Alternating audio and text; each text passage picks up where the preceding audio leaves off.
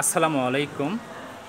NTRCA প্রতিটি গণবিজ্ঞপ্তি প্রকাশের আগে সারা বাংলাদেশের সকল প্রতিষ্ঠান থেকে শূন্য পদের তথ্য চেয়ে থাকে।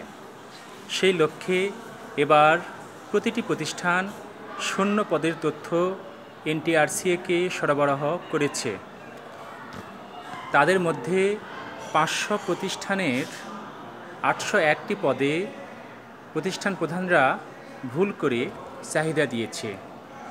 অবশেষে প্রতিষ্ঠান প্রধানরা সেই ভুলগুলো বুঝতে পেরে এনটিআরসি বরাবর আবেদন করেছে।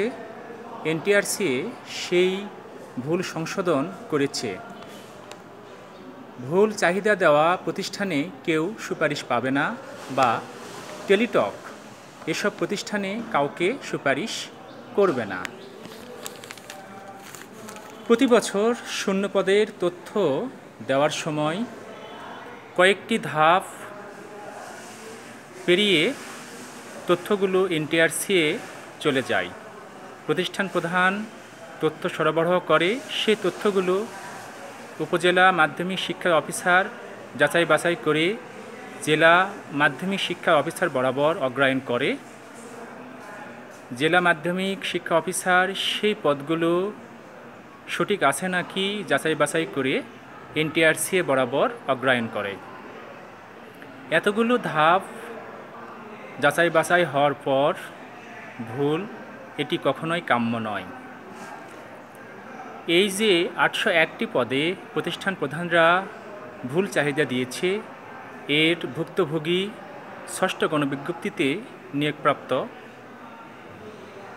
প্রার্থীরা। কারণ অনেকেই এসব প্রতিষ্ঠানে আবেদন করেছে। কোনো শিক্ষার্থী, কোনো প্রার্থী যদি এইসব প্রতিষ্ঠানে আবেদন করে তাহলে তার 40টি পছন্দক্রম থেকে একটি বাতিল হয়ে যাবে। তার মানে সংশ্লিষ্ট প্রার্থীর চাকরি পাবার সম্ভাবনা অনেকাংশে কমে যাবে। এই বিষয়টি এনটিআরসিএর বিবেচনায় নেওয়া উচিত। এত যাচাই বাছাই হওয়ার পরও যদি কোনো প্রার্থী ভুল পদে ভুল প্রতিষ্ঠানে সুপারিশ পেয়ে থাকে, তার পরবর্তীতে এমপিও হবে, কিন্তু একটু সময় লাগবে।